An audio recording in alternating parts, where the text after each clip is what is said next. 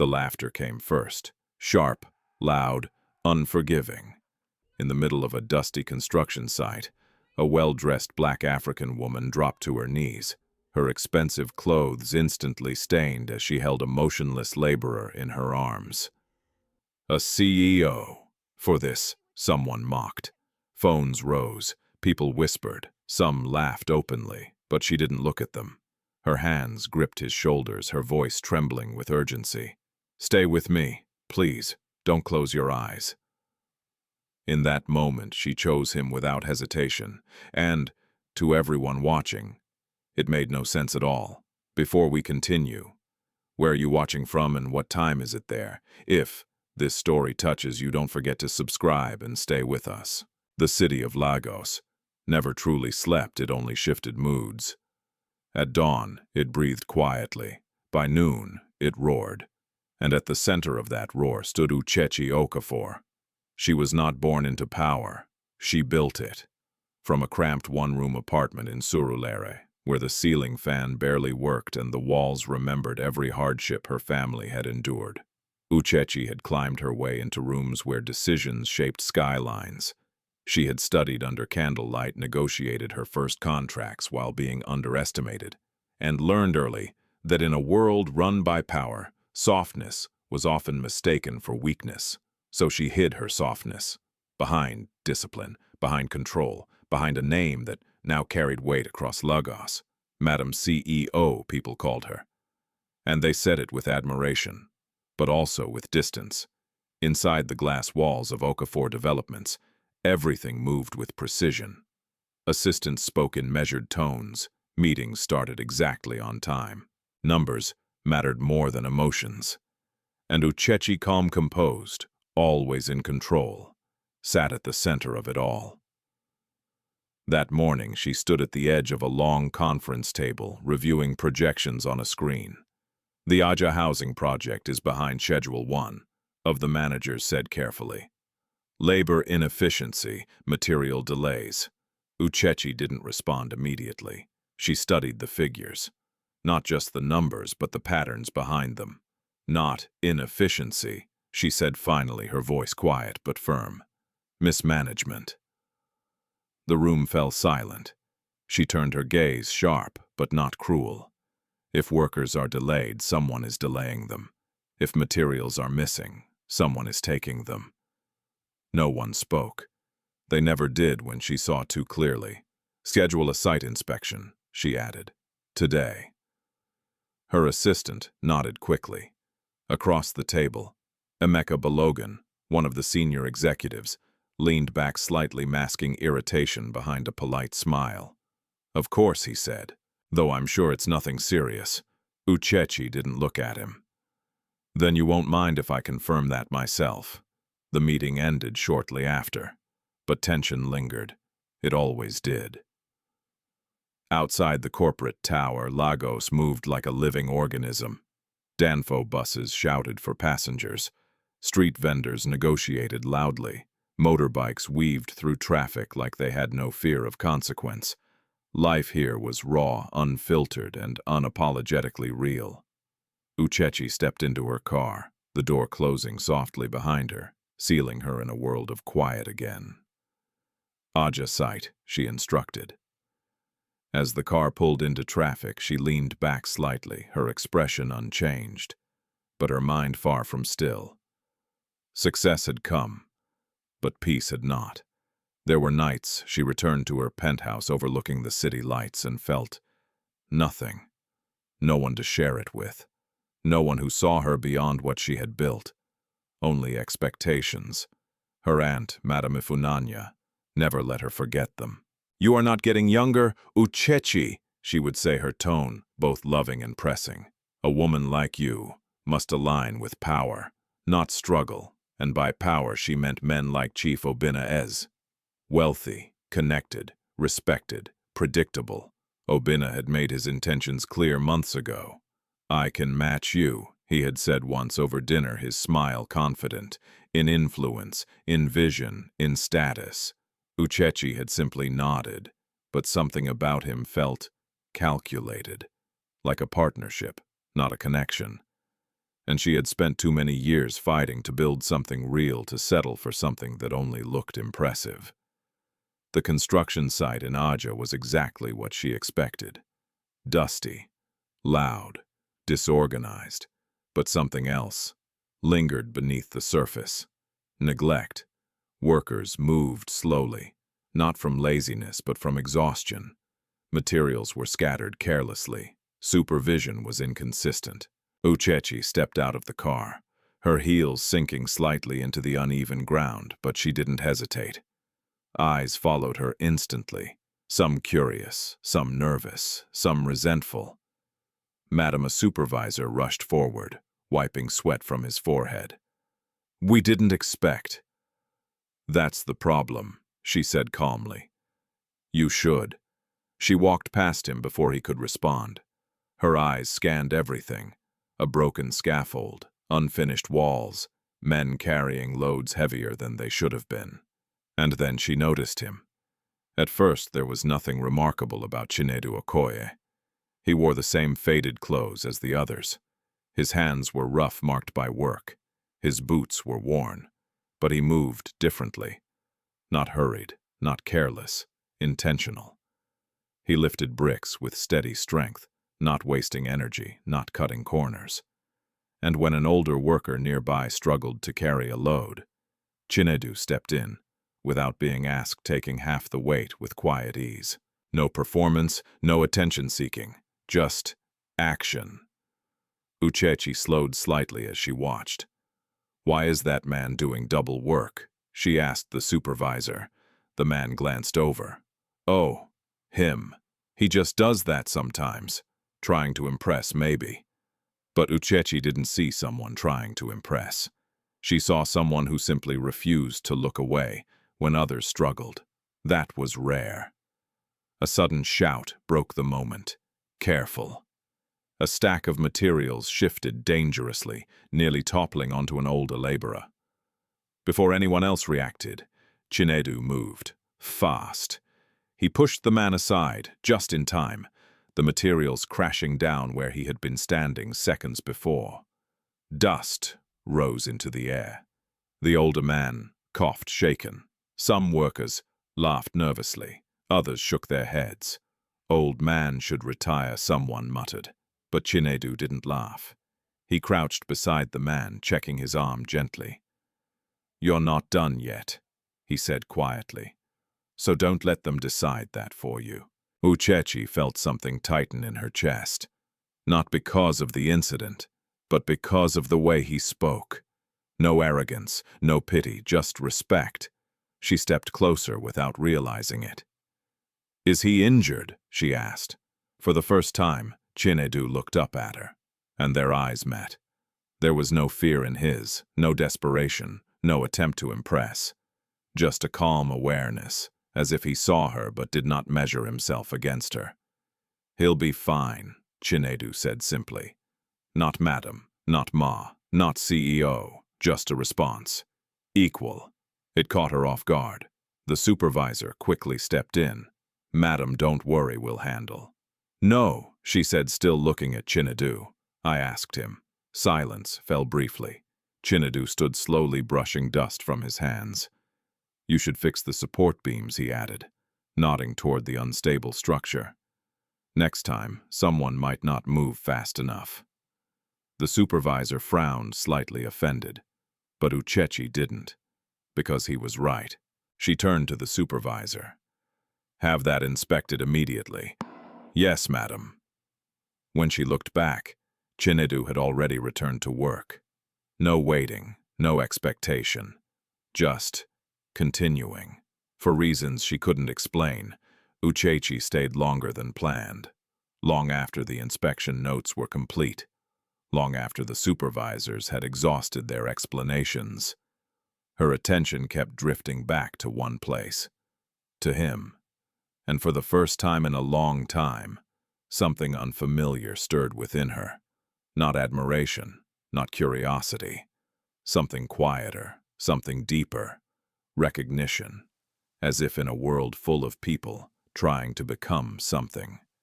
She had just met someone who already knew exactly who he was. and that was far more powerful than wealth. The next morning, Lagos woke louder than usual, or maybe it only felt that way to Uchechi Okafor. She sat by the wide glass window of her penthouse, a cup of tea untouched in her hand, her eyes fixed on the restless city below. Cars moved in impatient lines. Vendors called out.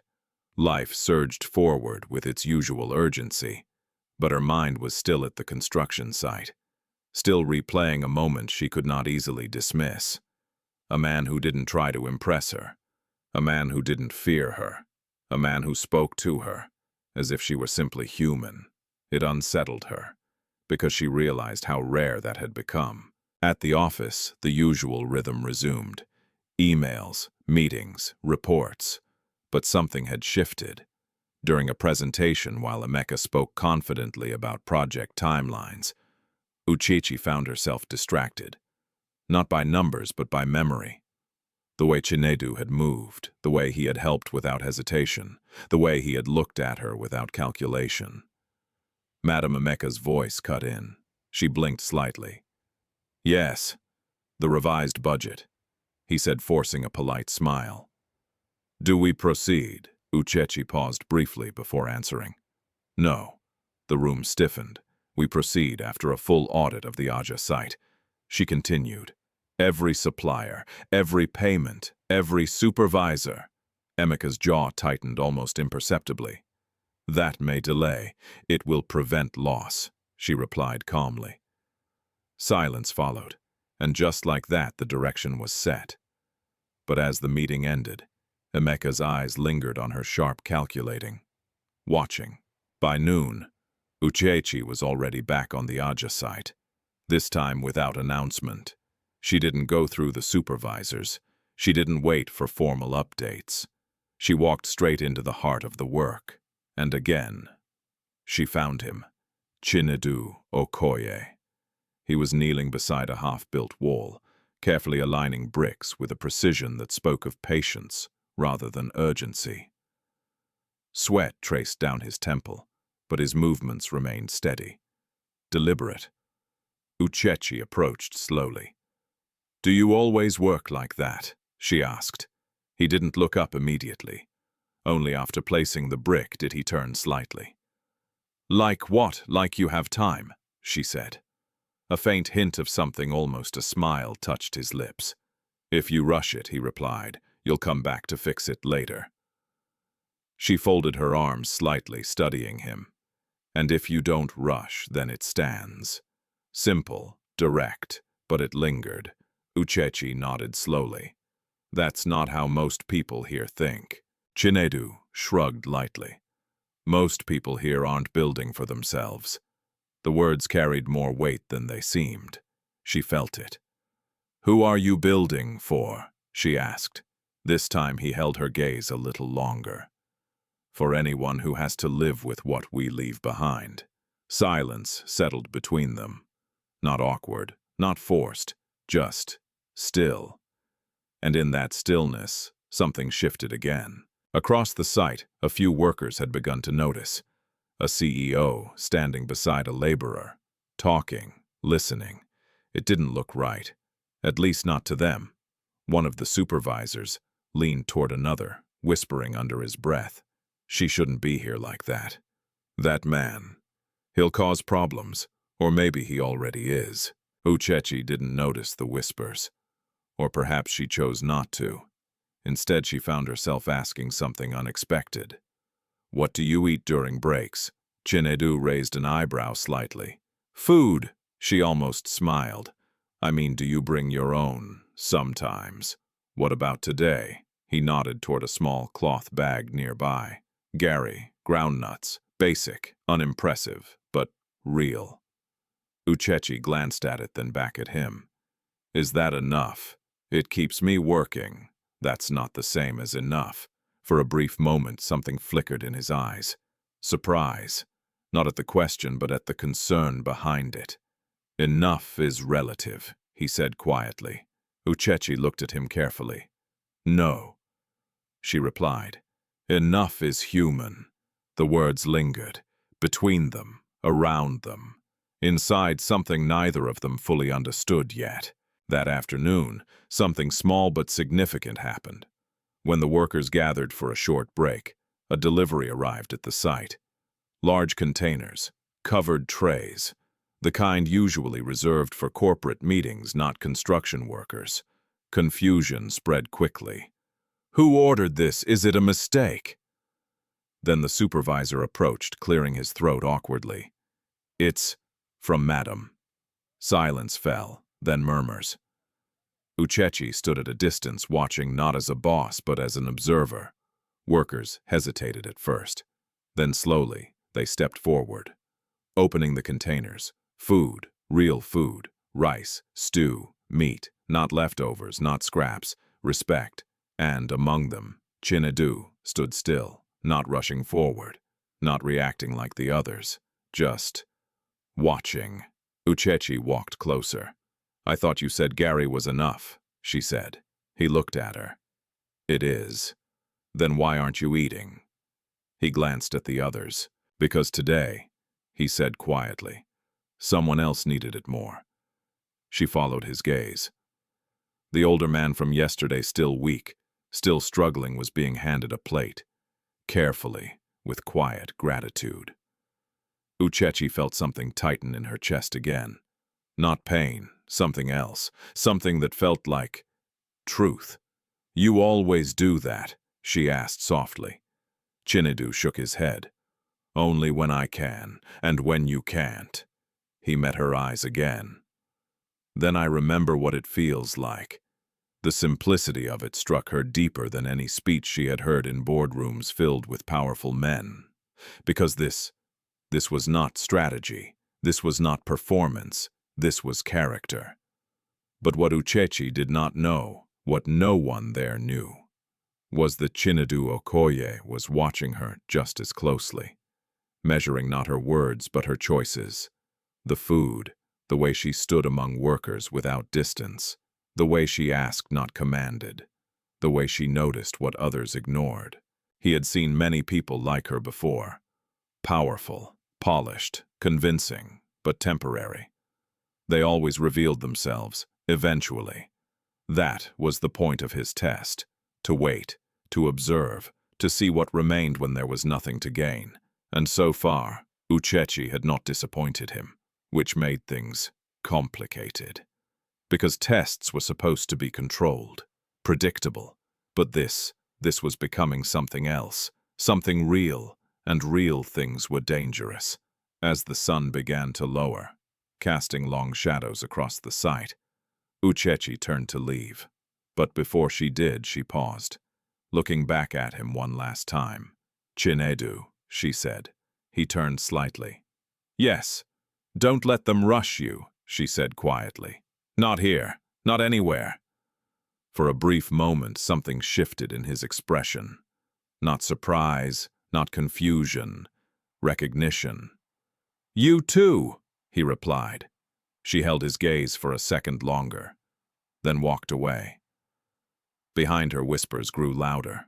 Questions, doubts, suspicions. A CEO returning twice in one day. For a laborer, it didn't make sense. And in Lagos, anything that didn't make sense became a problem. One that people like Emeka Balogun were already preparing to use, because power was never just built.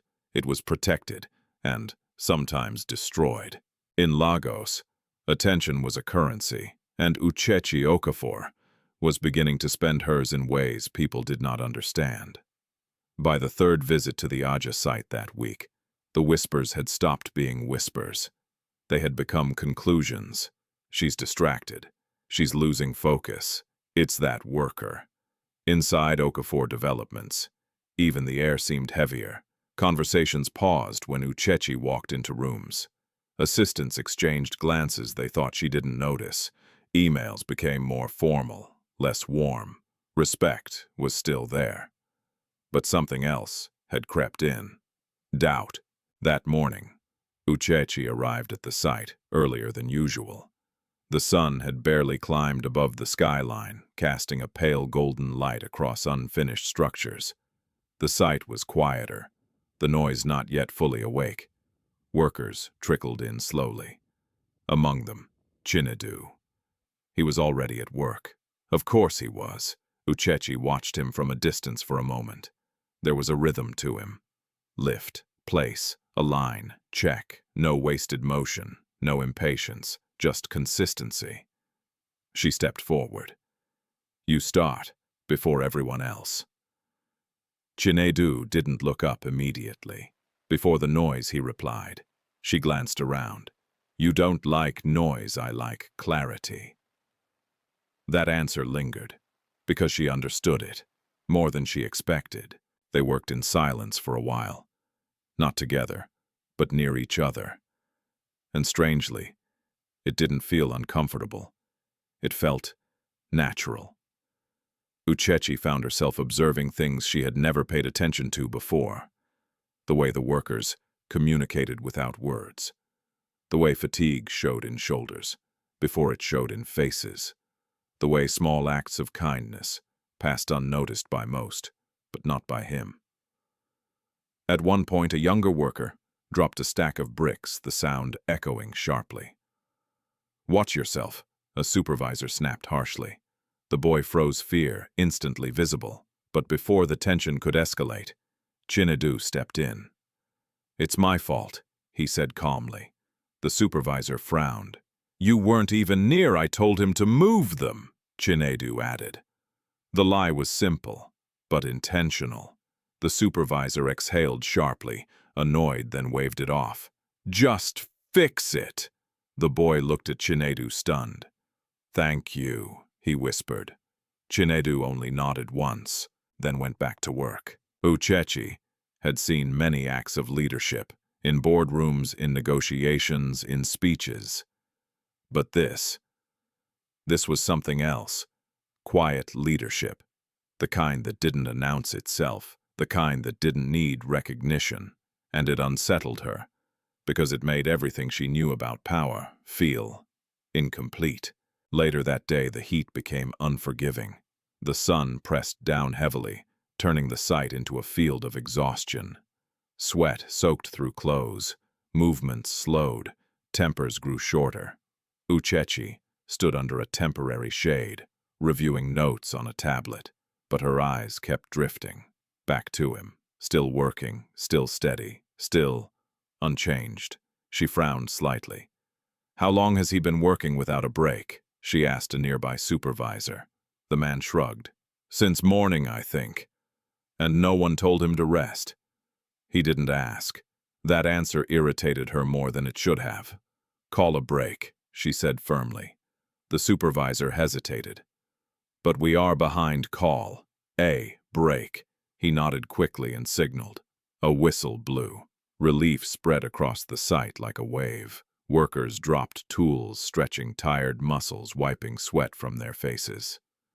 But Chinedu didn't stop immediately. He finished aligning one last row of bricks before stepping back. Only then did he pause. Only then did he breathe. Uchechi walked toward him, holding out a bottle of water. You don't stop unless someone forces you, she asked. He accepted the bottle, unscrewing it slowly. Work doesn't finish itself, and neither do people, she replied. He glanced at her briefly, then took a drink. They sat on a low concrete block side by side, but not touching. For a moment, neither spoke. The noise of the site softened into background rhythm. You shouldn't be here this often, Chinedu said eventually. Uchechi raised an eyebrow. And why not? People will talk. They already do. That doesn't bother you, she considered the question. It used to, she said, and now she looked ahead. Her voice quieter. Now I'm more concerned with what is true than what is said. Chinedu studied her carefully. You believe those two things are separate? He asked. They always are, she replied. A pause. Then he nodded slightly. Then you'll need to be ready for the cost. Uchechi turned to him. What cost? But he didn't answer. Instead, he stood up, picking up his tools again.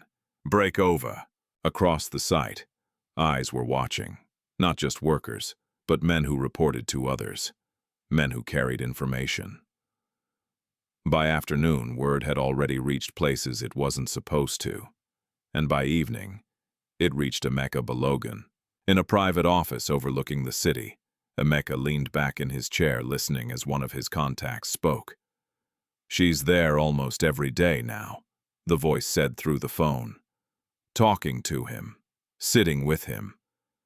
Emeka's expression darkened slightly. "Interesting," he murmured. "People are noticing." "They should," Emeka replied calmly. He ended the call slowly, tapping his fingers against the desk. Then he smiled, not with amusement, with calculation. "Let her continue," he said softly to himself. "Sometimes people expose themselves better than we ever could." Back at the site, the day was coming to an end. The sky shifted into shades of orange and gold. Workers began packing up. Tools were set aside. Voices softened. Uchechi stood near her car, preparing to leave. But again, she paused. Looking back, Chinedu was still there, cleaning up, ensuring everything was in place before he left. No shortcuts, no carelessness, just responsibility. She walked back toward him. "You stay until everything is done?" she asked. "Yes, even when it's not your job." He looked at her. "If I see it, it becomes my job." She shook her head slightly, almost in disbelief. "That's not how the world works." Chinedu's expression didn't change. "Maybe that's why it keeps breaking." The words hit deeper than expected. Uchechi felt it. Not as an argument, as truth. For a moment, neither spoke. Then Uchechi did something unexpected, something she hadn't done in a long time. "Will you walk with me?" she asked. Chinedu paused, not because he didn't understand, but because he did. "Yes," he said. They walked side by side toward the gate. No rush, no destination beyond the moment. And for the first time in years, Uchechi didn't feel like she was walking alone. But behind them, eyes followed. Judgment formed, stories grew, and somewhere quietly, lines were being drawn. Because in a world where power depended on control, a woman choosing her own path was not just unusual, it was dangerous. By the end of that week, Lagos had already decided what it believed. It didn't matter that no one knew the full story. It didn't matter that nothing had truly happened, at least nothing that could be proven. What mattered was perception. And perception was turning against Uchechi Okafor. It began subtly, a blog post, anonymous, carefully worded but sharp enough to plant doubt. Is Okafor Developments losing direction? The article didn't accuse directly. It didn't need to. It mentioned unusual site visits, questionable associations, and a CEO becoming emotionally involved with lower-tier staff. That was enough. Within hours, it spread. By evening, it was everywhere. Screens lit up with speculation. Comment sections filled with opinions from people who had never met her. "She's distracted. This is what happens when women lead with emotion." From CEO to savior of laborers. The words were harsh, but familiar. Uchechi had faced criticism before. What made this different was how personal it felt. Inside Okafor Developments, the tension finally broke into the open. At the next board meeting, the atmosphere was colder than usual, polite, but distant. Uchechi sat at the head of the table. As always, her posture composed her expression unreadable. But she could feel it. Every glance, every hesitation, every unspoken judgment. Emeka Balogun cleared his throat lightly. "Before we proceed," he said, his tone respectful, but calculated. "There are concerns that need addressing." Uchechi met his gaze. "Go on." A recent article, he continued, has raised questions about leadership focus. Investors are asking for reassurance. Investors follow results, she replied calmly. And our results remain strong. For now, Emeka added smoothly. A pause. Then another voice joined in. One of the older board members. "With respect, Uchechi," he said. "This is not only about numbers, it is about image." There it was.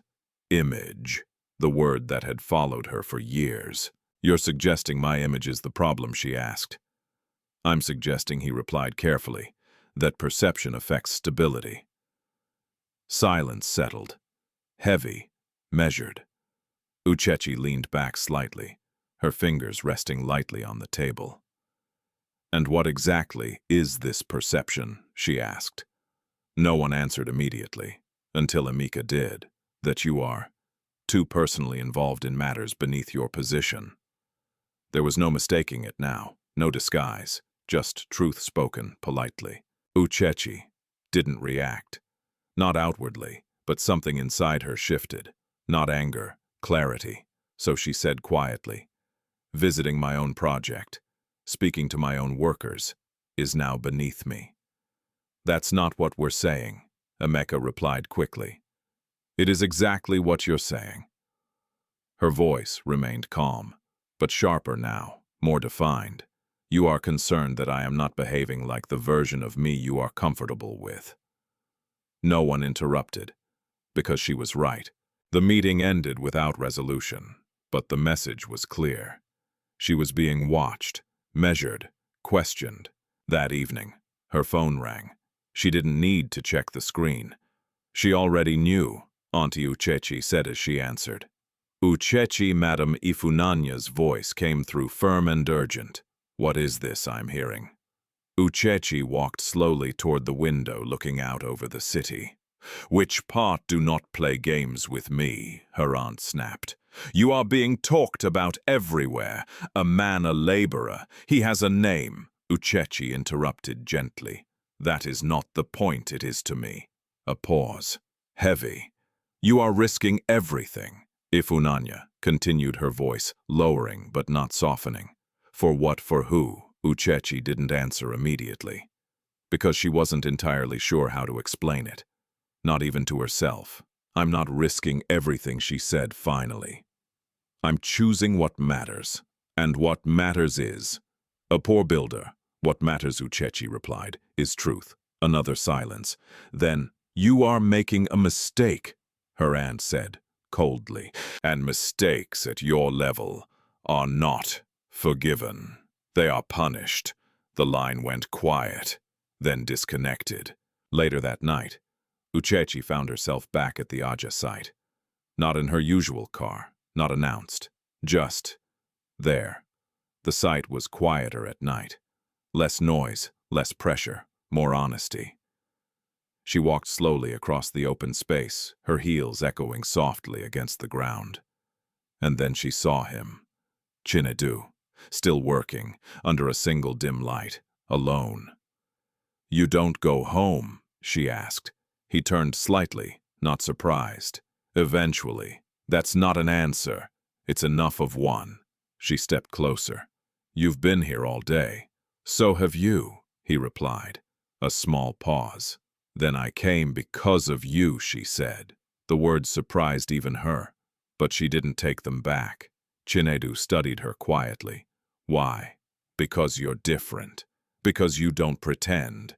Because you make me feel." She stopped herself. Instead, she said, "Because I wanted to see if today changed anything." "And did it?" he asked. She shook her head slowly. "No." They stood facing each other. The distance between them, small but filled with everything unspoken. "People are talking," he said after a moment. "I know. They will try to use it. I know that too."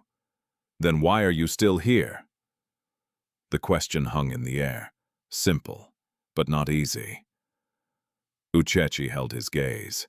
"Because leaving would mean they're right, and staying means I decide for myself." Chinedu looked at her for a long moment. Not testing, not judging, just understanding. Then he did something unexpected. He stepped back slightly. "Creating space. You shouldn't do this for me," he said. Uchechi frowned. "I'm not doing this for you." "Then for what?" "For what feels real." The answer came easily now. Too easily. And that made it more dangerous. Chinedu's expression shifted. Just slightly.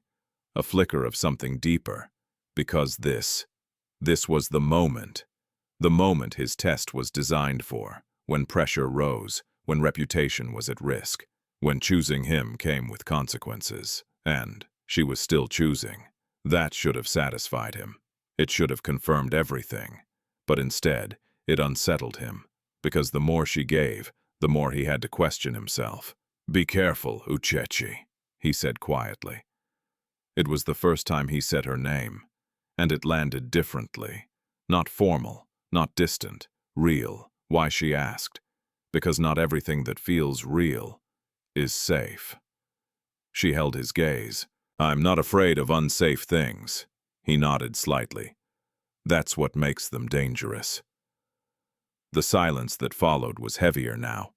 Not uncomfortable, but charged, as if something invisible had shifted between them. Something that could no longer be undone. From a distance, a car slowed, headlights dimmed. Someone inside watched. Not by accident, but by intention. Because the story unfolding here was no longer just about curiosity. It was becoming leverage, and in Lagos, leverage was power. Uchechi turned slightly, sensing something but not fully seeing it. Then she looked back at Chinedu. "Good night," she said softly. "Good night." She walked away. But this time it felt different. Not like leaving, like stepping deeper into something she could no longer control. Behind her, Chinedu remained still, watching, thinking, for the first time since this began. He was no longer sure who was testing who. By the time the next week began, the story had grown teeth. What started as whispers had become narrative. And in Lagos, once a narrative was formed, it didn't ask for truth, it demanded confirmation. At the Aja site, things had changed. Not in structure, not in progress, but in atmosphere. Workers spoke more carefully when Uchechi was around. Supervisors became overly formal, their voices stiff with forced respect. Conversations stopped when she approached. Even silence felt different now, charged, watching. Uchechi noticed. Of course she did. She noticed everything, but she chose not to react. Because reacting would mean acknowledging something she wasn't ready to surrender to. Instead, she continued exactly as before, walking through the site, observing, asking questions, and sometimes stopping beside Chinedu Okoye. That morning, the tension finally surfaced in a way that could not be ignored. A security guard blocked Chinedu near the supply area. "You're not allowed here," the guard said sharply. Chinedu frowned slightly. "I've been working here all week. Orders have changed." "From who?" The guard didn't answer immediately, which was answer enough. Chinedu's expression didn't shift, but something in his posture hardened. Before he could respond, Uchechi's voice cut in. "What's going on?" The guard stiffened instantly. "Madam, this worker has a name," she said calmly. A brief pause. "Chinedu," the guard corrected, and he was told to stay within assigned zones. By who silence again. Uchechi stepped closer. "Look at me when you answer." The guard swallowed. "From management, madam." Of course, management, a convenient word. Uchechi turned to the supervisor nearby. "Did you issue that order?" The man hesitated, then shook his head. "No, madam," which meant it came from higher, from somewhere unseen, from someone who wanted distance between her and him. Uchechi's voice remained steady. "Remove the restriction, madam, now." The guard stepped aside immediately. Chinedu said nothing. He simply walked past. But as he did, their eyes met. And in that moment, something unspoken passed between them. Not gratitude, not relief. Something deeper, understanding. Later, as the site settled back into uneasy normalcy, Uchechi found him near the far end of the structure. "You didn't argue," she said. "There was no need. They were trying to isolate you." He shrugged slightly. "That only works if I feel alone." The words lingered, because they carried weight, beyond the situation. Uchechi studied him. "And do you," she asked, "feel alone?" Chinedu looked at her carefully, then shook his head. Not anymore. The simplicity of his answer hit her harder than she expected, because she realized she had been the one feeling alone. For years, in boardrooms, in crowds, in success. And somehow, without trying, he had shifted that. But not everything was soft. Not everything was quiet. Because that same afternoon, the next test came. A loud argument broke out near the materials area. Voices raised, accusations thrown. Uchechi moved quickly toward the scene. Two supervisors stood face to face, tension crackling between them.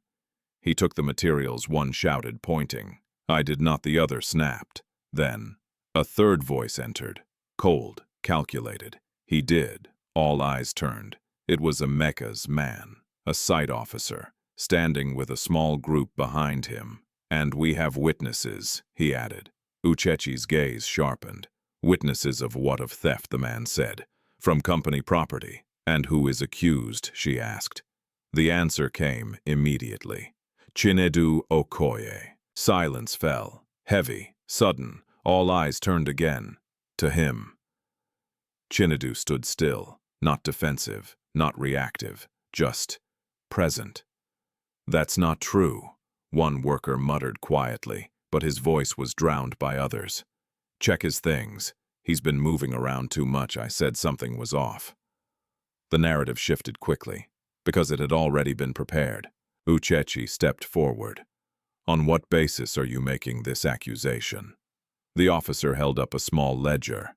"Missing materials. Seen near his station." "That's not evidence," she said. "It's enough to investigate." "And who authorized this?" The man hesitated. Then management. Again, that word. Uchechi turned to Chinedu. "Did you take anything?" He met her gaze. Calm, steady.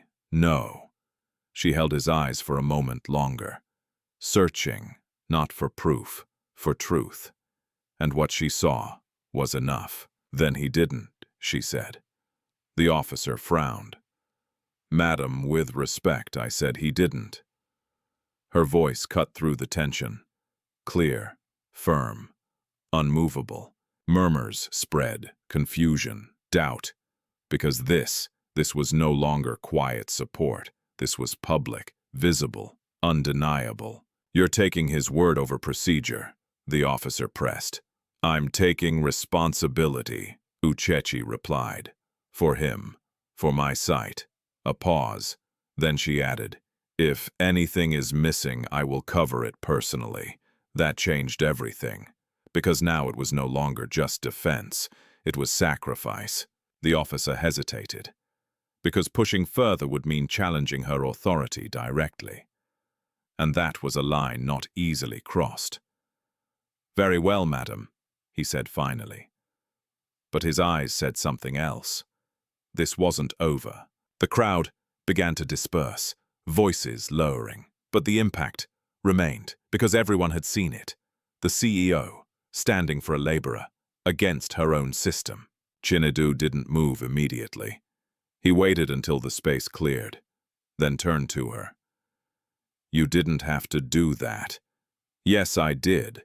They'll use it against you. They already are." A pause.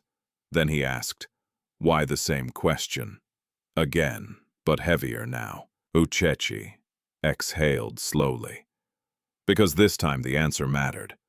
Not just to him, to herself. "Because I trust what I see," she said. "And what do you see?" She looked at him. Not as a CEO, not as someone above him, but as someone trying to understand something real. "I see someone who doesn't pretend," she said. "And that's enough. It's more than most people give." Chinedu looked away, briefly.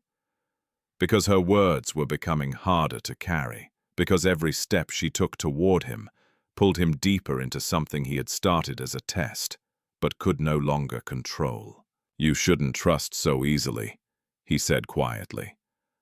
"I don't," she replied. Then why me? She didn't hesitate this time. Because you've never asked me for anything. Silence. Deep. Unavoidable. For the first time, Chinedu had no answer.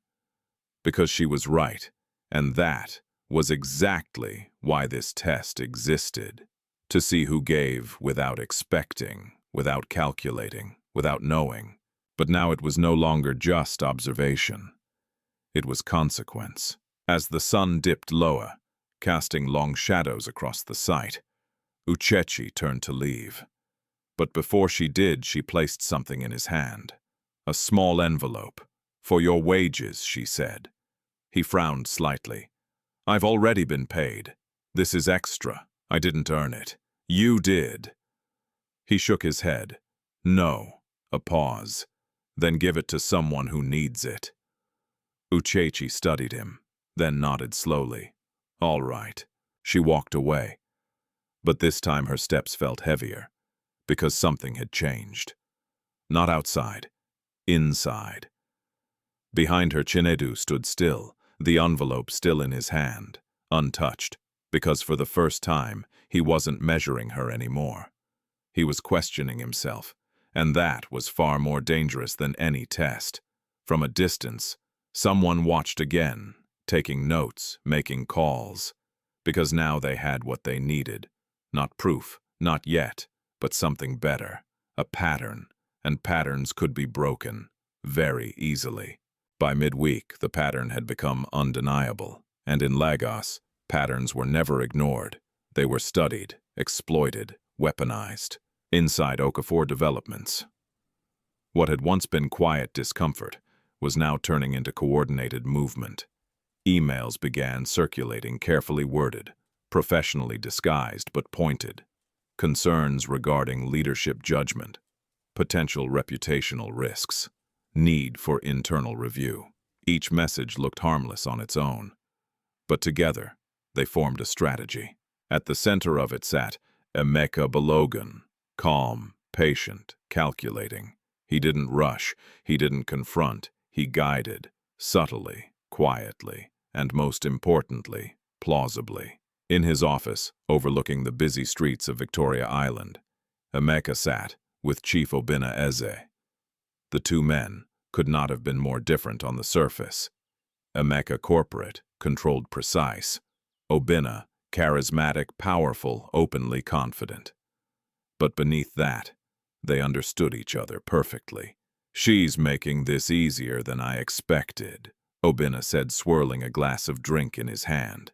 Emeka smiled faintly. People rarely realize when they're helping you build a case against them. Obinna chuckled. All this, for a laborer.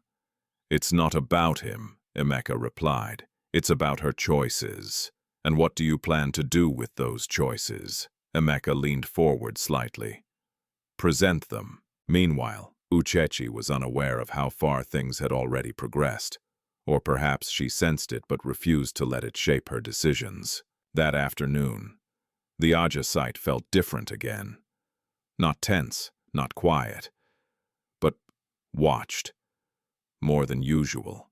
New faces lingered at the edges. Men who didn't work. Men who observed. Men who reported. Uchechi stepped onto the site, her posture unchanged, but her awareness sharper.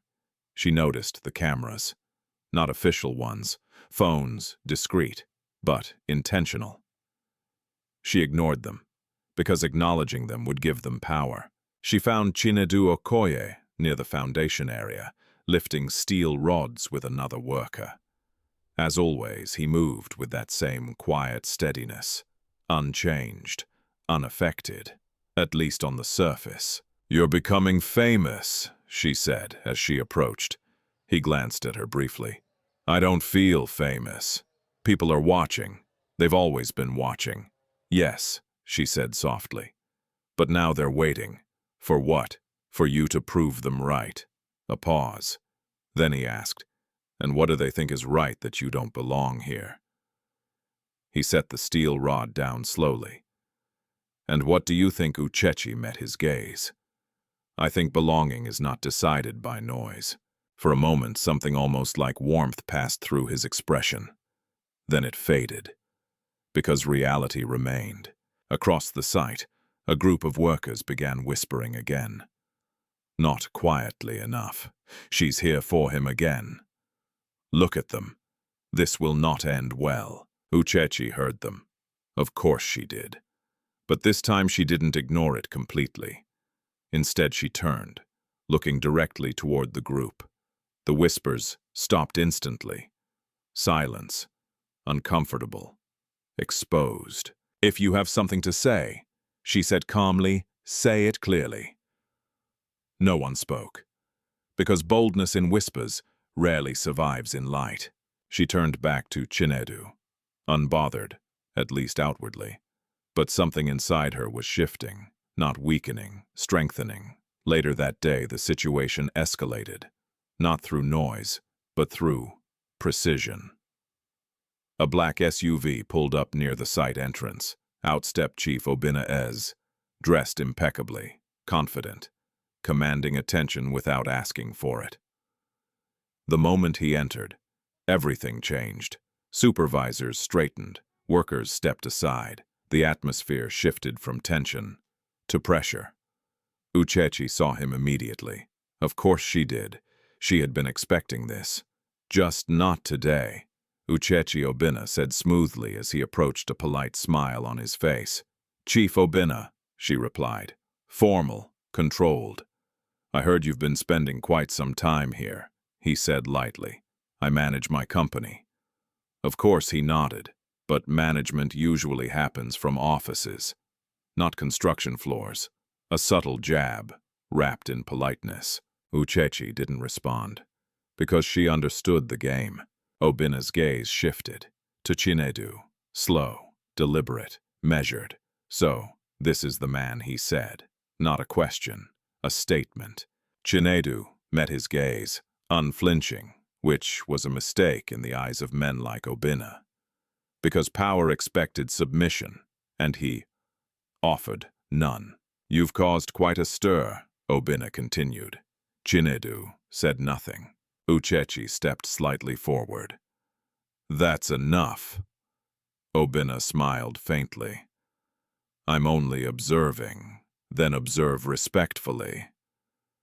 Another pause. Obina turned back to her.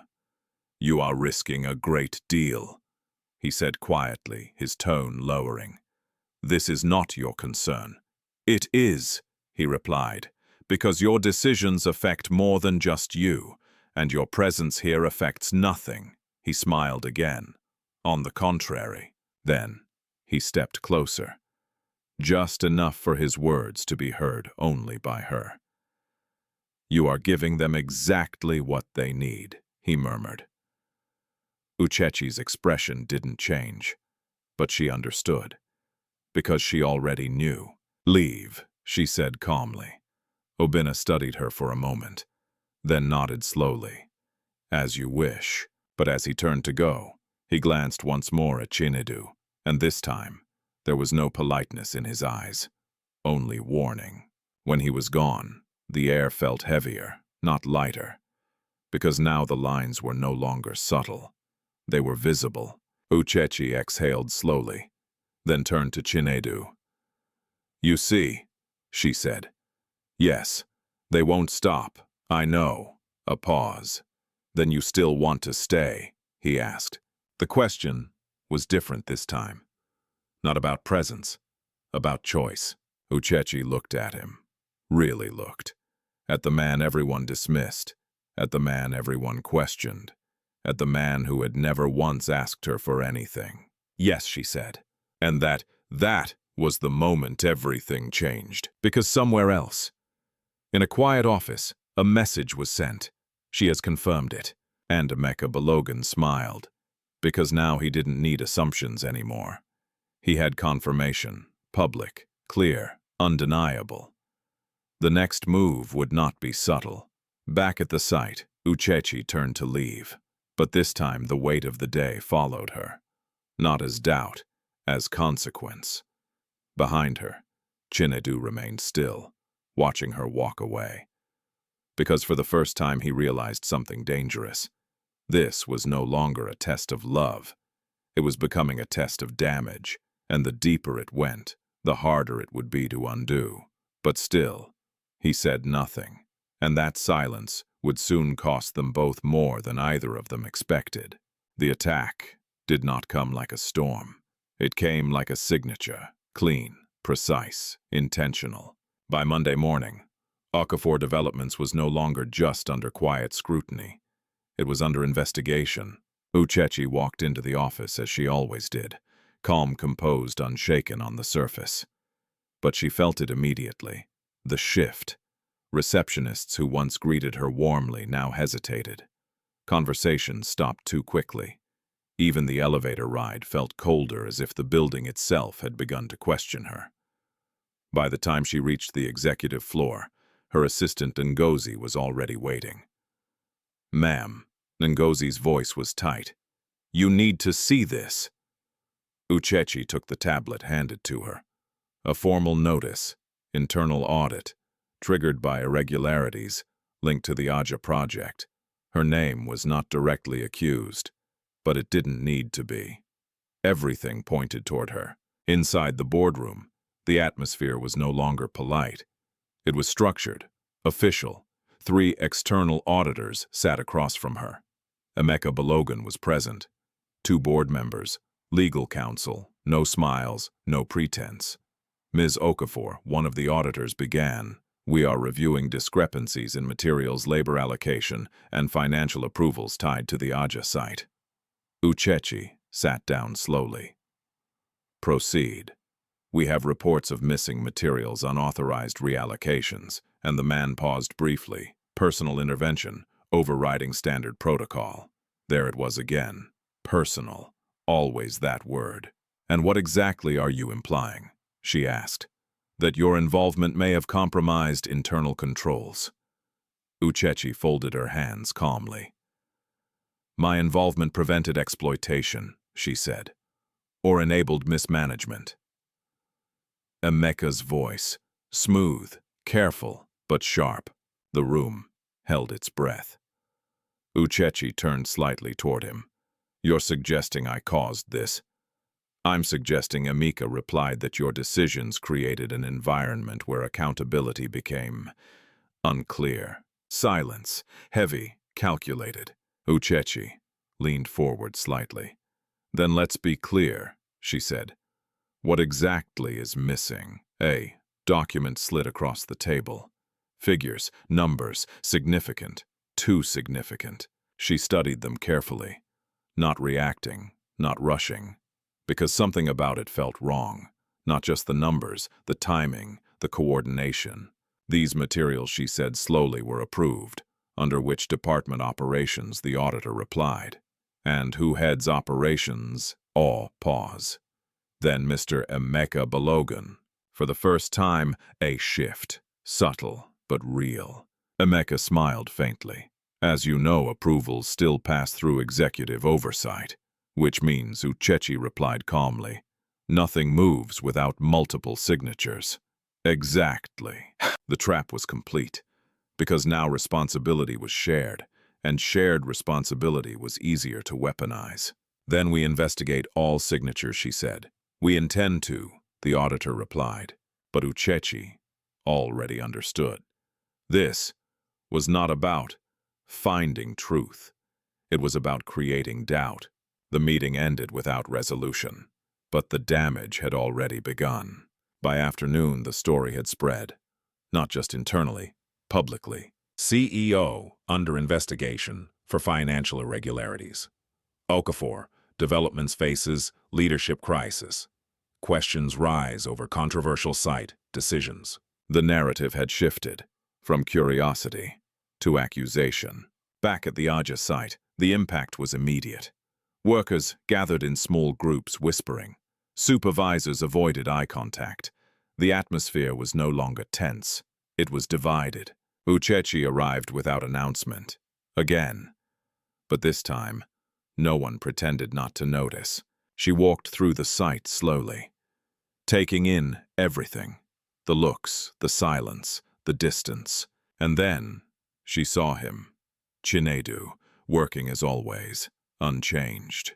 But even around him, the space felt different, more isolated, more watched. "You've heard," she said as she approached. "Yes." And he set down the tool in his hand. "And you." She exhaled quietly. "They're building something. Not buildings. No, a case." He nodded slightly, because he understood. Better than she knew. "You should step back," he said. Uchechi looked at him sharply. "From my own company." From this, he clarified. "They're using it. They're using everything," she replied. A pause. "Then I won't let them decide where I stand." Chinedu studied her, carefully, because this was the moment, the one that mattered most. "They're accusing me because of you," he said quietly. She didn't deny it. "I know. Then why are you still here?" The question came again, but this time it carried weight. Responsibility. Consequence. Uchechi stepped closer, her voice steady, clear. "Because I will not abandon someone just because it becomes inconvenient." The words landed, deep, final. Around them, people were watching, listening, recording.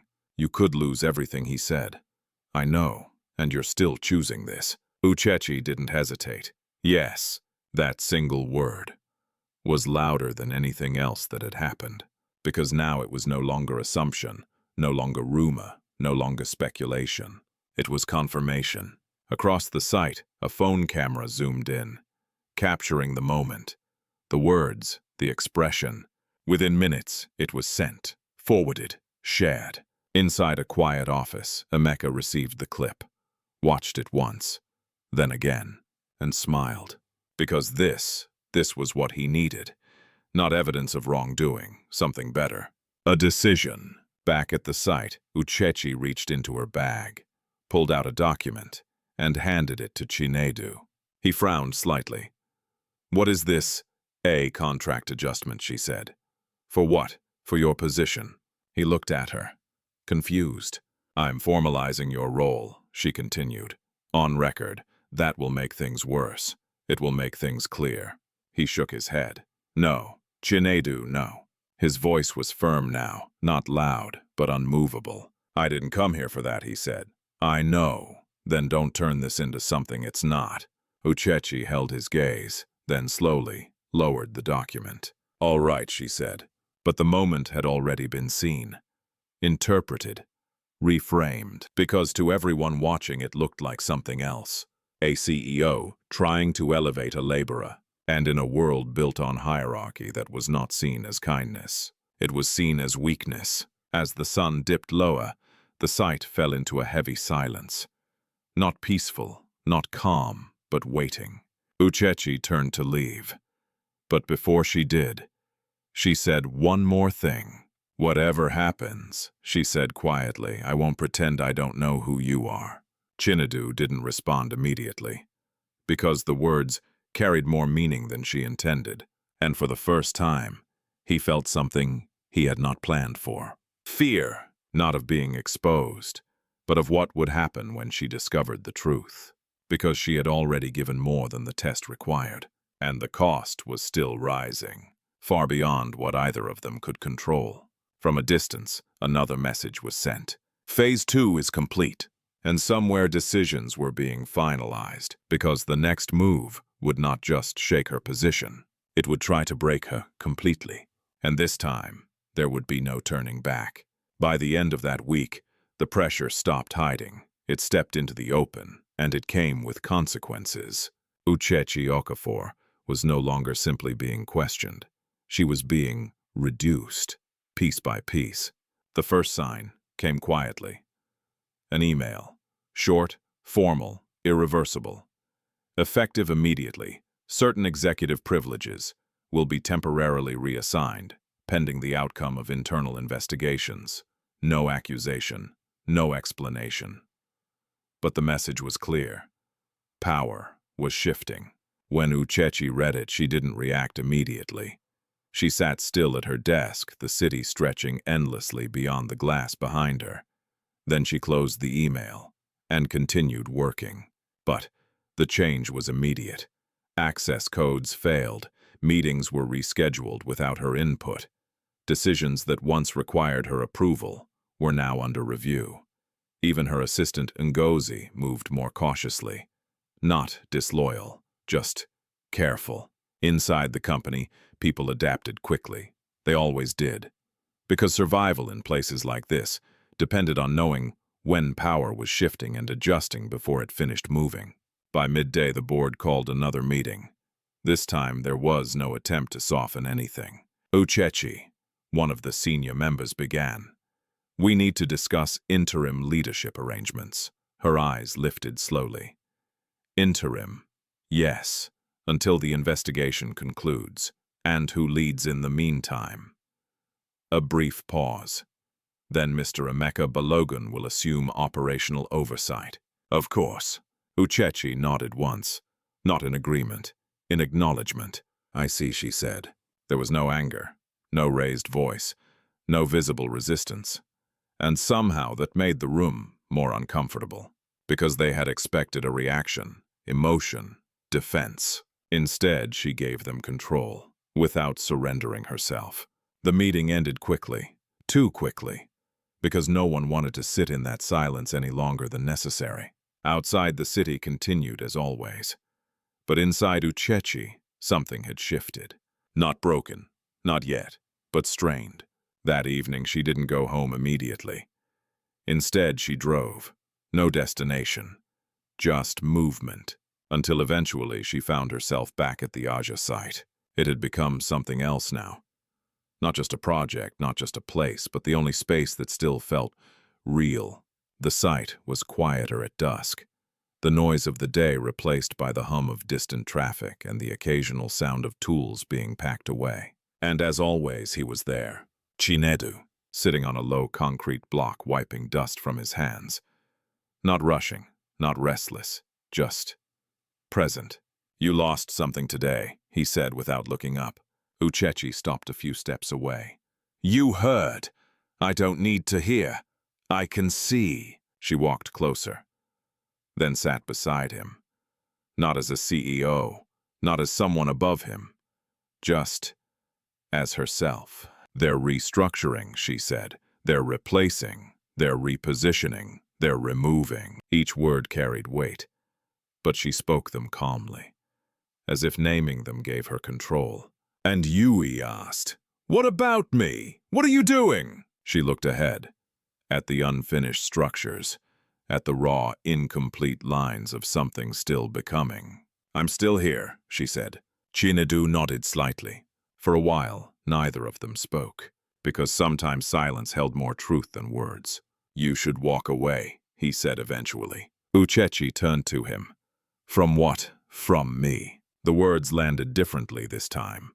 Not as warning, as responsibility. She studied his face carefully. "Why?" she asked. He hesitated, just slightly. "Because this is costing you too much."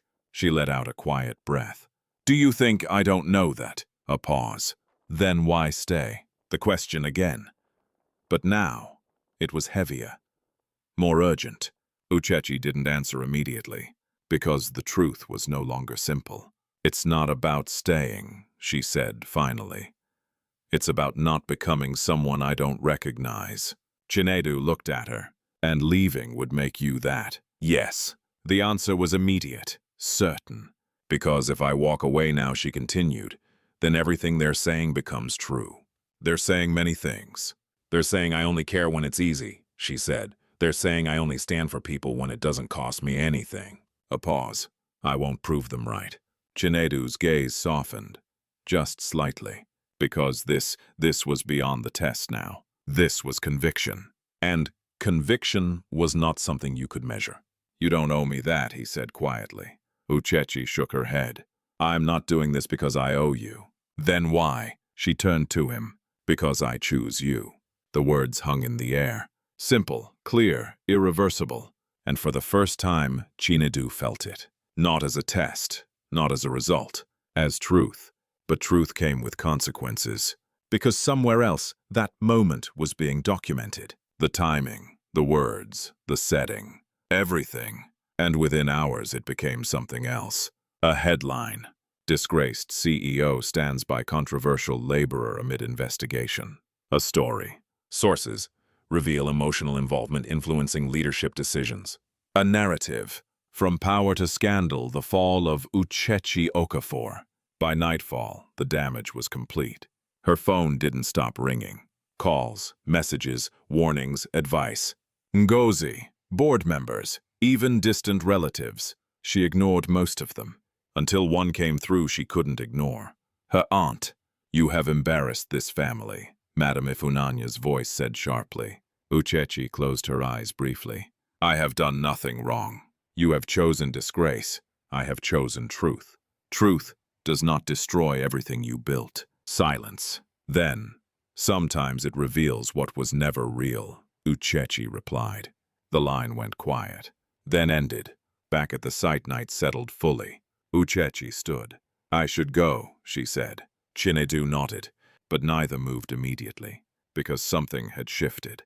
Again, this time not just between them, within them. "Whatever happens," she said softly, "I don't regret this." Chinedu didn't respond, because he couldn't. Not without breaking something. And he wasn't ready, not yet. As she walked away, the weight of everything followed her. The company, the accusations, the loss, but also the choice. And that choice was now defining everything. Behind her, Chinedu remained in the shadows, watching, because for the first time he realized something he could no longer ignore. She had already passed the test. Completely. And yet he had not ended it, which meant everything that came next was no longer a test. It was damage. And it was growing fast. The fall did not happen in a single moment. It unfolded in layers, quiet, controlled, and relentless. By Tuesday morning, Uchechi Okafor no longer recognized her own company. Not because the walls had changed, but because the people inside them had. Her access card failed at the executive floor. A small thing, but symbolic. She stood still for a second, the faint red light blinking against the scanner. Then Ngozi hurried over breath, slightly uneven. "Ma'am, they updated the system last night." "Of course they did." Ngozi quickly swiped her own card, opening the door. "I'm so sorry," she whispered.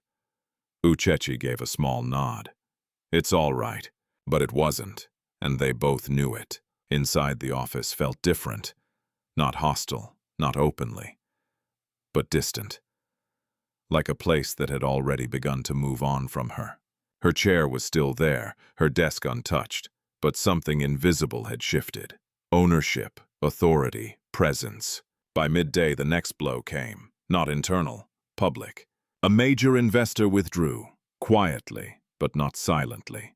Within hours, the news spread. Key stakeholder pulls out amid leadership crisis at Okafor Developments. Then another. Not a full withdrawal, but hesitation.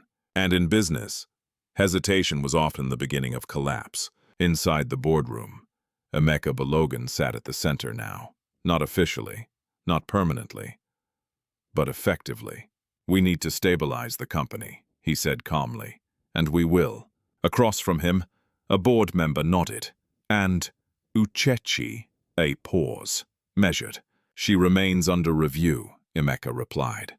For now. For now. The phrase carried weight, because everyone in that room understood what it meant. Later that afternoon, Uchechi received a message. Short, formal, unavoidable. "You are required to step back from all active decision-making processes until further notice." Not suspended, not removed, but sidelined, which in many ways was worse, because it left her in place, but without power. That evening, for the first time in years, Uchechi did not go to her office. She went somewhere else, a small clinic in Aja. Not for herself, for him, because earlier that day she had received a call. "Madam, Chinedu, he's been injured." The words had come quickly, rushed, unclear. She didn't ask questions. She didn't wait. She went. Now she stood outside the narrow clinic room, her hand resting lightly against the door. For a moment she hesitated, not out of fear, but out of something unfamiliar. Vulnerability. Then she pushed the door open. Chinedu sat on the bed, a bandage wrapped around his arm, a faint bruise forming along his jaw. He looked up, not surprised. "You came," he said. Uchechi stepped inside, her eyes scanning him quickly. "How bad is it?" "Not serious. What happened?" A brief pause. "An accident," he said. She didn't believe him. "Tell me the truth." He held her gaze, then looked away. "Some people don't like patterns," he said quietly. Uchechi's expression tightened. "They attacked you." He didn't answer, which was answer enough. Uchechi exhaled slowly, then stepped closer. "This is because of me," she said. "Number!" The response came immediately. Firm. "This is because of them." She shook her head. "They're using you to reach me. And you're letting them." The words landed sharply. Uchechi looked at him. "What is that supposed to mean?" "It means," Chinedu said calmly, "you're still standing in the middle of it." "Where should I stand?" she asked. "Somewhere safe. And leave you here." A pause. "Yes." The word hung between them. Simple, but heavy. Uchechi stared at him. "You want me to walk away?" "I want you to stop losing everything for something you don't fully understand." Silence. Because that was the closest he had come to truth. Uchechi stepped back slightly. "Then help me understand," she said. Chinedu's jaw tightened. Because he couldn't. "Not yet." "Not everything needs to be explained," he said. "It does when it costs this much." Another silence, this time deeper. "Why are you still here?" he asked again. Uchechi didn't hesitate. "Because you're worth it." The words were quiet, but absolute. And for the first time, Chinedu felt something break. Not outwardly, not visibly, but inside. Because she meant it. And that was the problem. "You don't know what you're saying," he said. "I do. You think this is simple. I think it's real." A pause. "And real things are worth fighting for." Chinedu looked at her. Long, carefully. Then he asked, "And what if I'm not who you think I am?" The question lingered. Uchechi frowned slightly. "What does that mean?" But he didn't answer. Because answering would end everything. Too soon. Instead, he said nothing. And that silence was louder than anything else. Uchechi stepped closer again.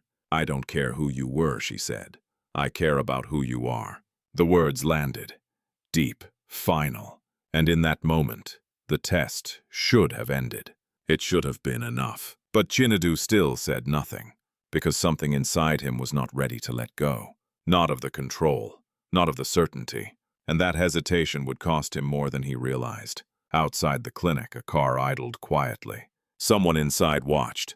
Not by chance, by design. Because now they had something new. Violence, injury, emotion. And all of it could be shaped into something worse. Back inside, Uchechi reached for her bag. "I'll handle this," she said. "You can't." "I will." She met his gaze. "I'm not stepping back." Chinedu closed his eyes briefly. Because he knew what was coming next. And, for the first time, he felt something he had avoided until now. Regret. Because the deeper she stood beside him, the harder the fall would be. And that fall was already in motion, faster than either of them could stop. By the end of the week, the fall was no longer gradual. It was complete. Uchechi Okafor did not walk into her office that Friday morning. She was called. The message was brief, formal, final. Emergency board session. Attendance required. When she entered the room, she already knew. Not the details, but the outcome. The boardroom felt colder than ever before. Not physically, emotionally. Every seat was filled, every face composed, every decision already made. Uchechi took her place at the head of the table. The seat that had once belonged to her power. Now it felt like a position of judgment. No one greeted her. No one smiled. Emeka Balogun sat across from her. Calm, prepared, waiting. The chairman cleared his throat. We will proceed. There was no introduction, no softening. Following the internal audit he began, and the reputational damage currently affecting the company. A pause. Measured. We have reached a decision. Uchechi didn't move, didn't speak, didn't react, because this was not the moment for reaction. You will be relieved of your executive authority, effective immediately. Silence. Then, pending further review. The words were carefully chosen, but the meaning was clear. She was no longer in control. Not of the company, not of the narrative, not of anything she had built. A faint sound came from somewhere in the room. A breath. A shift. But Uchechi remained still. "Do you have anything to say?" the chairman asked.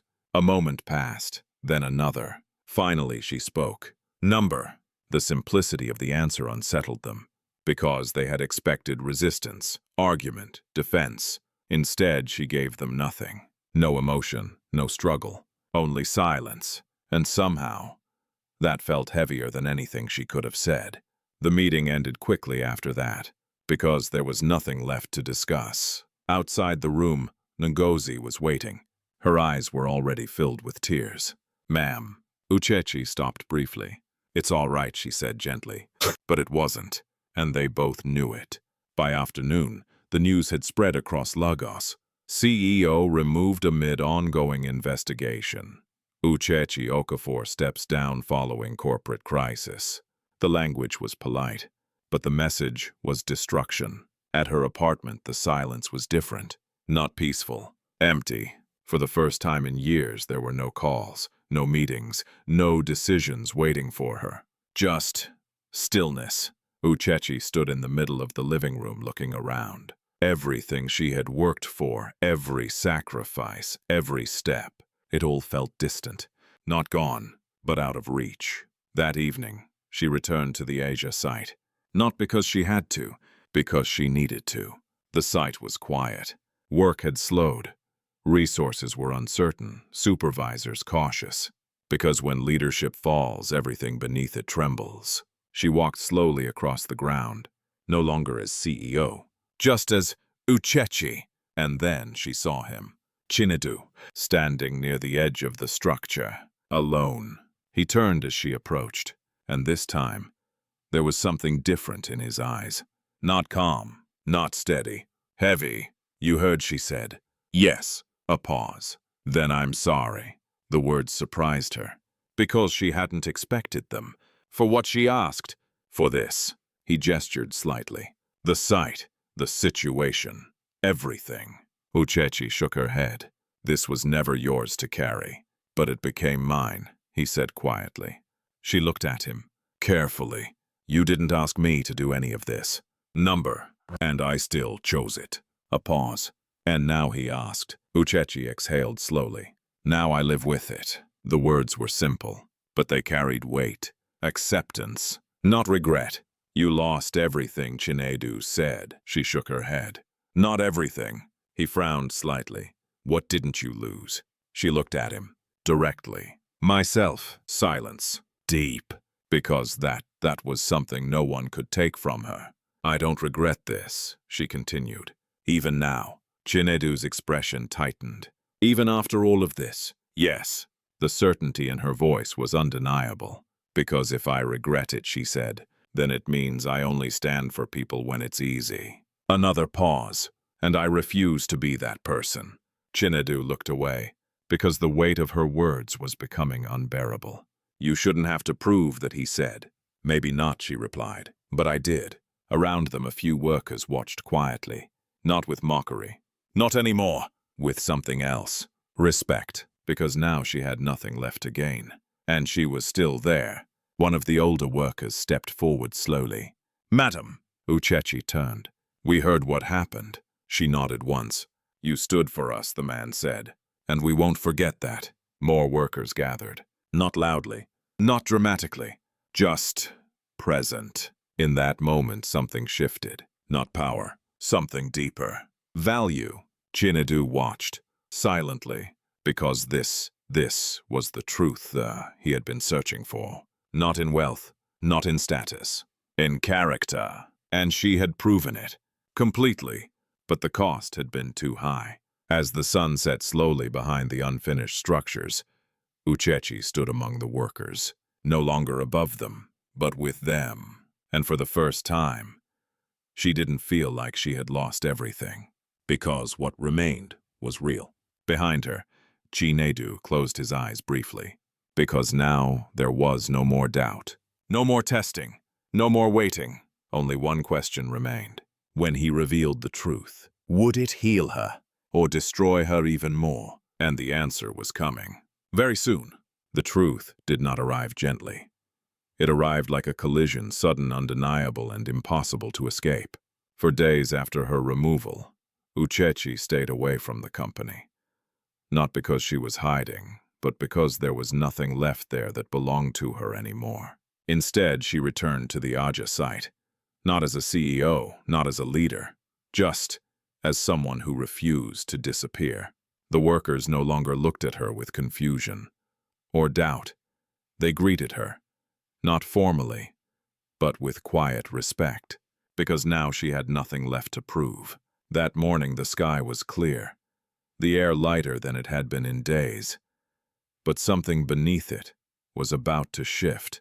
Uchechi stood near the edge of the structure, reviewing a stack of handwritten notes from one of the supervisors. Not official reports, just observations, real ones. "You're still working," a voice said behind her. She didn't turn immediately, because she already knew who it was. "Someone has to," she replied. Chinedu stepped closer. "You don't work here anymore." She turned then. "I never worked for the title," she said. A pause. "Then for what?" "For the people who live in what we build." The answer came easily, because it was true. Chinedu nodded slowly. "You haven't changed," he said. Uchechi almost smiled. "No," she said. "Everything else did." There was something different about him that day. Not in appearance, not in behavior, but in presence. He was quieter, more distant, as if something inside him had already decided something and was only waiting for the right moment. "Uchechi," he said after a while. "Yes, we need to talk." The words were simple, but the tone was not. Uchechi's expression shifted slightly. "About what?" A pause. "Everything." Something in her chest tightened. Not fear, not yet, but awareness.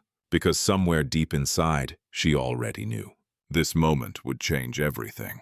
They moved away from the others, toward a quieter part of the site. The unfinished structure stood around them like a skeleton, open, exposed, honest. No walls, no protection, just truth. Chinedu stood still for a moment, as if choosing his words carefully. Then he spoke. "My name is not just Chinedu Okoye."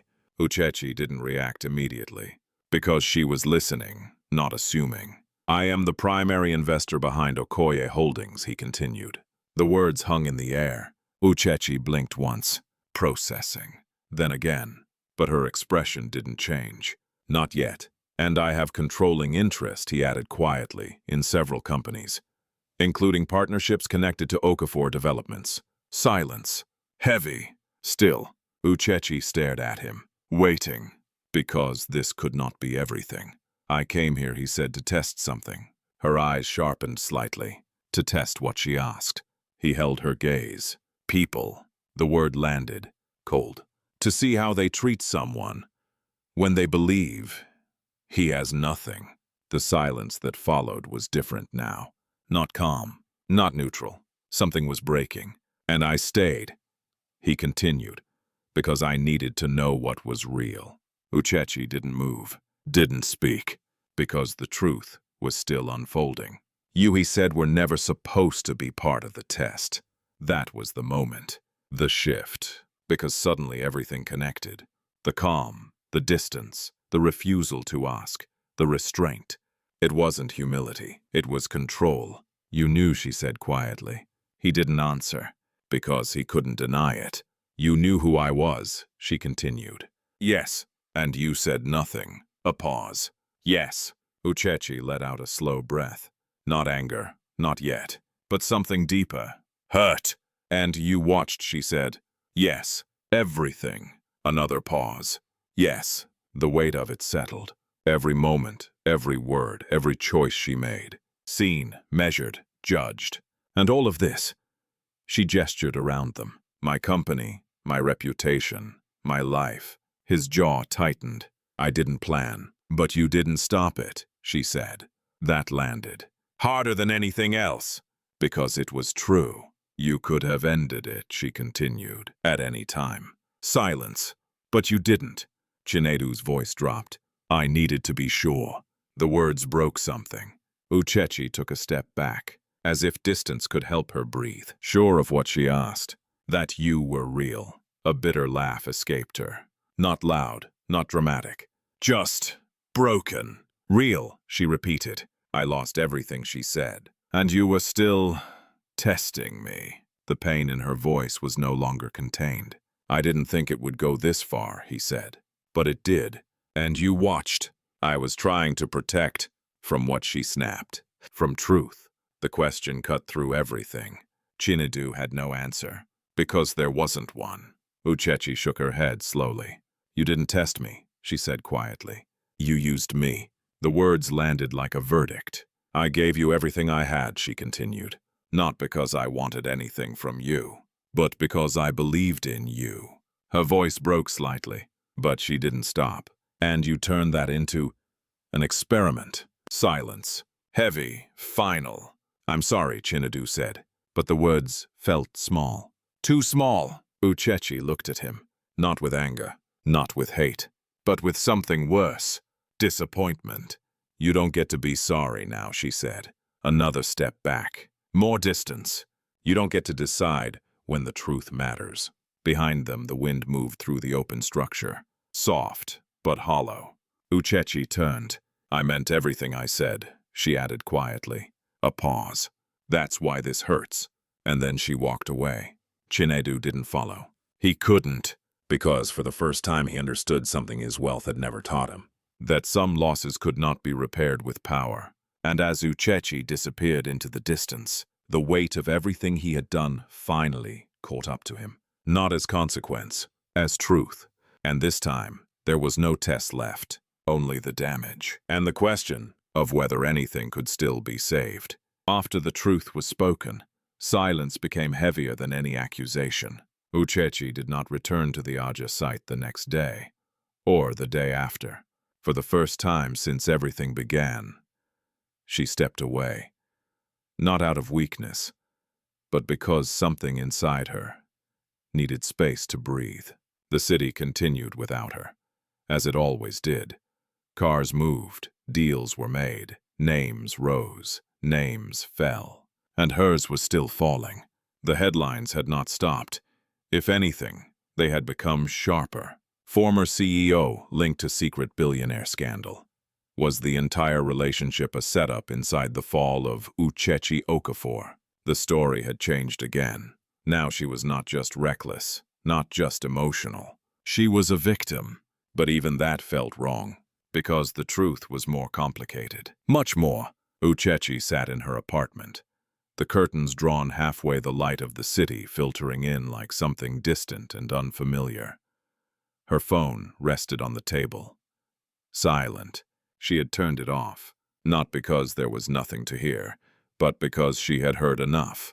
For the first time in years, she allowed herself to sit without doing anything. No decisions, no responsibilities, no expectations, just stillness. And in that stillness, the memories came. Not the fall, not the headlines. Him, the way he worked, the way he spoke, the way he looked at her before she knew. And that was what hurt the most, because those moments had been real, at least to her.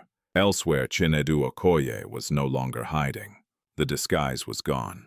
The worn clothes, the dust, the anonymity, replaced by tailored suits, glass offices, security details. Power, but none of it felt the same, because now it came with something else. Weight. In his office, overlooking the same city that had watched everything unfold, Chinedu stood by the window, silent. The room behind him was filled with movement. Assistants, advisors, lawyers, all waiting, because the situation had escalated beyond control. Sir, one of the legal advisors said carefully, "We've gathered enough evidence to proceed." Chinedu didn't turn. Proceed with what? With exposing the internal sabotage, the man replied. Emeka Balogun and Chief Obinna Eze are directly involved. We have financial trails, communications, everything. A pause.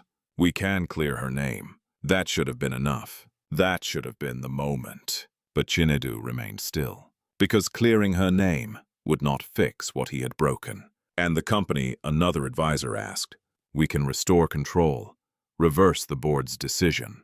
Again, that should have mattered. But it didn't. Not in the way it once would have. Do it, Chinedu said finally. The room shifted instantly. Movement, action. Because now the real power was in motion. Across Lagos, the ripple began. At Okafor Developments, the first shock came quietly. An internal notice. Emergency audit expansion. Then external enforcement. Regulatory authorities arrived. Unannounced. Unavoidable. Inside the building, tension surged. Offices that once operated smoothly now buzzed with confusion. Files were requested, systems accessed, conversations interrupted. Emeka Balogun stood in his office, his expression tightening for the first time.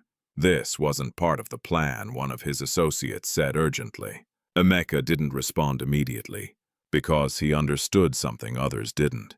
This was not reaction. It was control. Who initiated this? The man asked. Emeka exhaled slowly. Someone with more reach than we calculated. And then he knew. Chinedu Okoye, he said quietly. At the same time, Chief Obinna Eze received a call. Short. Direct. They're investigating everything. For the first time, the confidence in his posture shifted. Not gone, but cracked. Because power only felt secure until it was challenged. Back in her apartment, Uchechi didn't know yet. She sat on the floor, her back against the couch staring at nothing in particular. Her mind moved slowly, not because she lacked clarity, but because everything had come too fast, too heavy. Then her phone lit up. She hadn't turned it on, but the notifications found a way. At first she ignored it, then another, and another. Finally she picked it up. A message from Ngozi. Ma'am, please turn on the news. Uchechi hesitated. Then she did. The screen flickered to life, and with it, everything changed. Breaking investigation reveals internal sabotage at Okafor Developments. Senior executives linked to financial manipulation and false allegations. Sources confirm coordinated effort to remove CEO Uchechi Okafor. Her breath caught, not because of the words, because of what they meant. The narrative was shifting again, but this time toward truth. More headlines followed. Emeka Balogun under investigation. Chief Obinna Eze named in corporate manipulation case. Uchechi sat still, watching, processing, because this was what should have happened earlier, before everything. But it hadn't, and that was the difference. A call came through. This time she answered. Mom Ngozi's voice came quickly. They're clearing your name. Everything is coming out. The board, they're reversing decisions. Uchechi closed her eyes briefly, not in relief, in recognition, because she knew who had done this. Thank you, Ngozi, she said softly. Then she ended the call. Silence returned, but it felt different now, because justice was coming, but healing had not. Across the city, Chinedu watched the same headlines, not with satisfaction, not with pride, but with something else, responsibility, because he had done what was right, but too late, and now he had to face the one thing he could not control. Her! Because clearing her name did not mean earning her forgiveness, and that was the final test, not of love, but of truth. And this time, there would be no disguise. No control, no second chances, only honesty, and whatever came after. The truth did not whisper its way back. It arrived loudly, publicly, unavoidably. By the next morning, Lagos was no longer asking questions. It was watching a reckoning. Every major news outlet carried the story. Not as speculation, but as exposure. Full report, internal sabotage, behind Okafor Development's crisis. Executive conspiracy uncovered. False evidence used to remove CEO Uchechi Okafor cleared as new details emerge. The narrative had shifted completely. from doubt to vindication, from suspicion to truth. At Okafor Developments, the atmosphere had changed overnight. Not tense, chaotic. Regulators moved through offices with authority. Files were seized, emails reviewed, conversations halted mid-sentence. Employees who had once stayed silent now spoke in hushed urgency. "Did you see the report? They set her up? I knew something was wrong." Truth always sounded obvious once it was revealed.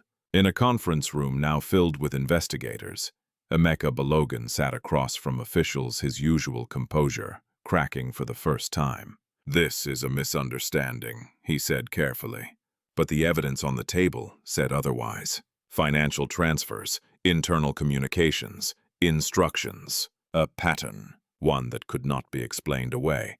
"You orchestrated the internal narrative," one investigator said.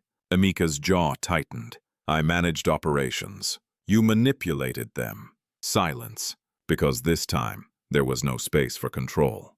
Across the city, Chief Obinna Ez faced a similar storm. Calls unanswered, meetings cancelled, allies suddenly distant. Because power was only loyal when it felt safe. And now it didn't. But the center of it all was not them. It was her. Uchechi Okafor stood in the same boardroom where she had been removed just days before. But this time, the room felt different. Not because the walls had changed, but because the truth had. The chairman spoke first. "Uchechi, we owe you an apology." The words were careful, measured, but they carried weight. "What happened was unacceptable," he continued. "We were misled." Uchechi stood still, listening, but not reacting. "We are formally reinstating you as CEO effective immediately." There it was, the restoration, the return. The power offered back, but something in her did not move. Because the woman who had sat in that chair before was not the same one standing there now. "And the people responsible?" she asked. "They will face full consequences," the chairman replied. "Legal, financial, and professional." She nodded once, not in satisfaction, in acknowledgement. "And the company?" she asked. "We will rebuild," he said. Uchechi looked around the room, at the faces that had once supported her, then doubted her, then removed her, and now welcomed her back. She understood something clearly. Power had returned, but trust had not. "I will consider your offer," she said calmly. The words surprised them, because they had expected acceptance, relief, gratitude. Instead, she gave them distance. Outside the building, cameras waited. Journalists, reporters, questions ready. When Uchechi stepped out, the noise surged instantly. "Ma'am, are you returning as CEO? How do you feel about the investigation? Do you forgive those involved?" She paused, just for a moment, then spoke. "The truth matters," she said, "and I'm grateful it was revealed." A pause. But truth doesn't erase what happened. Silence fell, because those words carried more weight than any headline. "I will speak more when I'm ready," she added. Then she walked away. That evening, she returned to the Aja site, the place where everything had begun, the place where everything had broken. Workers stood straighter when they saw her, not out of fear, out of respect. "She's back," someone whispered. But Uchechi didn't respond, because this was not about returning. It was about deciding. And then she saw him, Chinedu, standing at a distance. No disguise, no pretense, just himself. For a moment, neither moved, because this was the moment that mattered most. Finally, he stepped forward, slowly, carefully. "Uchechi," he said. She didn't respond immediately. "Everything is exposed," he continued. "I've handled it. The company, your name, it's all restored." She nodded once. "I saw." A pause. "I should have done it sooner," he said. "Yes," she replied. The honesty was sharp, but necessary. "I was wrong," he continued. Another pause. "I thought I was testing truth," he said, "but I was hiding from it." Uchechi looked at him, not with anger, not anymore, but not with warmth either. "Just clarity." "You didn't just hide from truth," she said quietly. "You controlled it." He nodded, because he couldn't deny it. "And control," she added, "is not the same as trust." Silence. "I don't expect forgiveness," he said. Good, she replied. The word landed. Because I don't have it to give right now. Another pause. But I needed you to understand, he continued. I do, she said. And she meant it. Because now there were no illusions left, only truth. And what happens now, he asked. Uchechi looked around the site, at the unfinished buildings, at the people still working, then back at him. Now, she said, I decide what my life looks like without being tested. The words were not harsh. They were final. The sun dipped slowly behind them, casting long shadows across the unfinished ground. And in that light, two truths stood side by side. He had used power to reveal justice. She had used sacrifice to reveal truth. But only one of them had done it without control. And that was the difference that could not be undone. The days that followed did not rush toward resolution. They slowed, deliberately, as if life itself understood that not everything could be repaired by speed. Lagos moved on, as it always did. New headlines replaced old ones. New scandals demanded attention. The city's pulse never paused long enough to dwell on a single story. But for Uchechi, Okafor time felt different, measured, intentional. She did not return to the CEO office immediately. Despite the board's repeated calls, despite the pressure, despite the offers, instead she stayed where she felt most grounded. The Aja site, not as a leader issuing commands, but as someone rebuilding something far more fragile than structures, trust. She walked through the site each morning, not in heels now, but in simple flat shoes. Her clothes were no longer statements of power, but choices of comfort. And slowly, the space changed. Workers spoke freely again. Supervisors became honest. Mistakes were admitted, not hidden, because her presence was no longer tied to authority. It was tied to truth. One afternoon, she stood beside a newly laid foundation, watching as a group of workers carefully aligned the base. Stronger this time, one of them said, with a small smile. Uchechi nodded. Because now you're building it right. The words meant more than just construction. At Okafor, development's change was happening too. Without her, Emeka Balogun had been removed, formally charged. Chief Obinna-Eze's influence had collapsed under scrutiny. Allies distancing themselves quickly.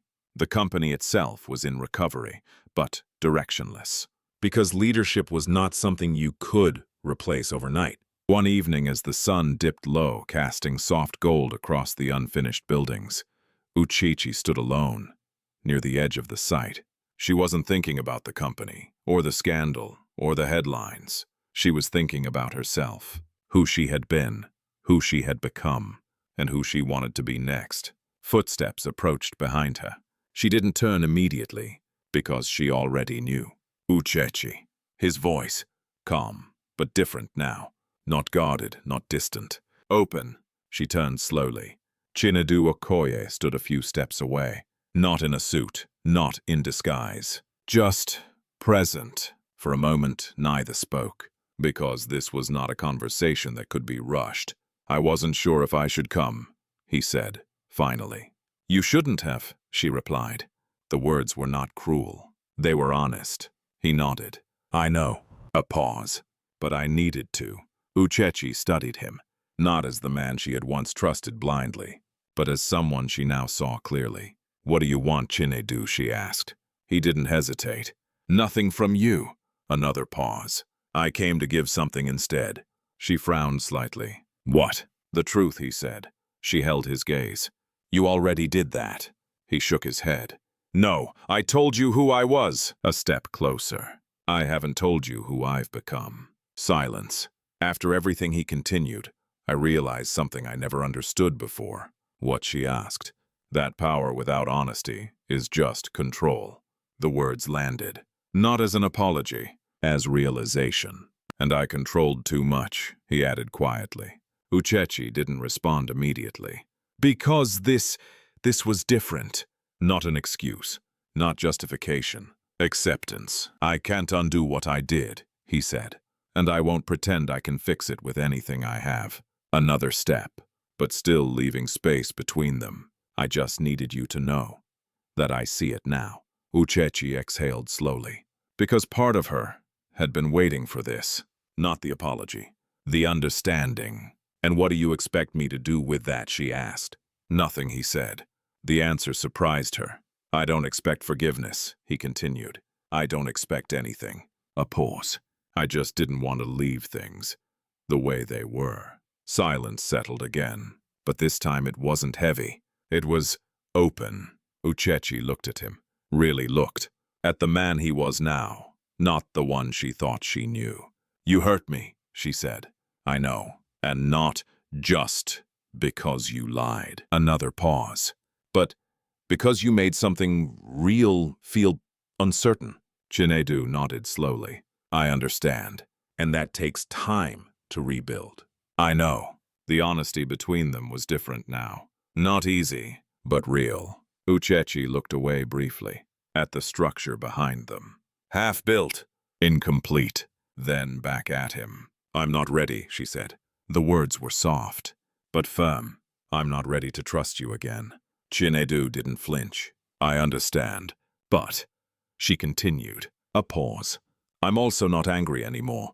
That meant something. Not forgiveness, but release. Chinedu exhaled quietly, because that alone was more than he expected. So what happens now, he asked. Uchechi smiled slightly. Not with romance, with clarity. Now, she said, I build something that no one can take from me. He nodded. And if one day, she added, another pause, if one day trust comes back. She didn't finish the sentence. She didn't need to, because both of them understood. It would not be given. It would be earned, slowly, honestly, without control. The sun dipped lower. The light softened, and for the first time since, everything began. There was no tension, no test, no illusion, just two people standing in truth, not together, not apart, just beginning again. Sometimes the greatest test in life is not about proving love. It's about proving truth. Uchechi gave everything she had not because she was weak, but because she was strong enough to choose kindness even when it cost her everything. And Chinedu learned a lesson no wealth could ever teach him, that love cannot be measured, controlled, or tested without consequence. Because the moment you test someone's heart, you risk breaking it. And not all broken things can be easily repaired. But this story also reminds us of something powerful. Even after betrayal, healing is possible. Even after loss, purpose can remain. And even after truth hurts, it can still set you free. Uchechi didn't win because she got everything back. She won because she never lost herself. And sometimes that is the greatest victory of all. If this story touched you, tell me in the comments, where are you watching from, and what time is it in your country right now? Don't forget to like, share, and subscribe for more powerful stories that remind us what truly matters.